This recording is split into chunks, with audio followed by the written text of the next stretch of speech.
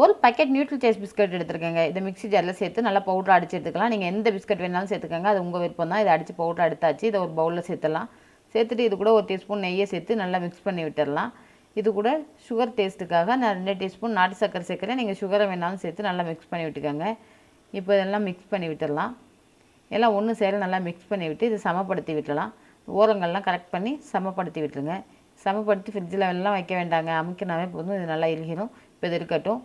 Pudding செய்கிறதுக்கு ஒரு பாத்திரத்தில் 1/2 லிட்டர் திக்கான பால் சேர்த்துக்கலாம். பால் நல்லா கொதித்து வரணும், அது வரையும் இருக்கட்டும். ஸ்டவ்வை லோ ஃப்ளேமில் வச்சுருங்க. இது கொதிச்சுக்கிட்டு இருக்கட்டும்.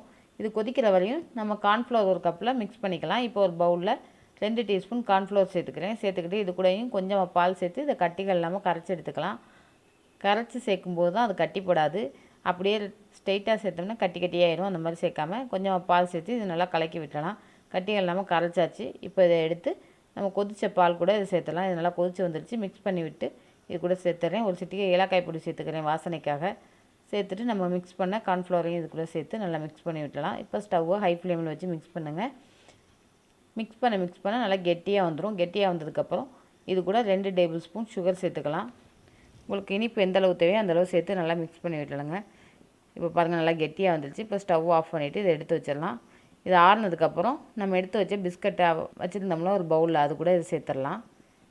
இப்போ இது நல்லா ஆறி வந்துடுச்சு. நான் பிஸ்கட்டு கூட இது சேர்த்துறேன். இதை ஃபுல்லாக சேர்த்துட்டு இது மேலே நமக்கு என்ன நட்ஸ் இருக்கோ அதை தூவி விட்டுறேன். நட்ஸ் இல்லாட்டியும் பரவாயில்ல, வெறுமனையே வச்சாலுமே நல்லா டேஸ்ட்டாக தான் இருக்கும். இப்போ சேர்த்துட்டு இது கூட கொஞ்சம் நட்ஸை நான் துருவி போட்டிருக்கேன். 10 நிமிஷத்துக்கு அப்புறம் எடுத்து பார்க்குறேன். நல்லா புட்டிங் செட் ஆகி வந்துடுச்சு. ரொம்ப டேஸ்ட்டாகவே இருந்துச்சு. இதே போல் நீங்களும் ட்ரை பண்ணி பாருங்கள். எப்படி இருந்துச்சுன்னு மறக்காமல் எனக்கு கமெண்ட்ஸில் சொல்லுங்கள். இந்த ரெசிபி உங்களுக்கு பிடிச்சிருந்துச்சுன்னா மறக்காமல் லைக்கை தட்டி விட்டுருங்க. அப்படியே நம்ம சேனலுக்கும் சப்ஸ்கிரைப் பண்ணிடுங்க. இதே போல் குக் வித் கோமாளி ரெசிபிஸ் எல்லாம் நம்ம சேனலில் அப்லோட் பண்ணியிருக்கோம். மறக்காமல் பார்த்துருங்க. மீண்டும் ஒரு நல்ல ரெசிபியோட அடுத்த வீடியோவில் உங்களை சந்திக்கிறேன். நன்றி.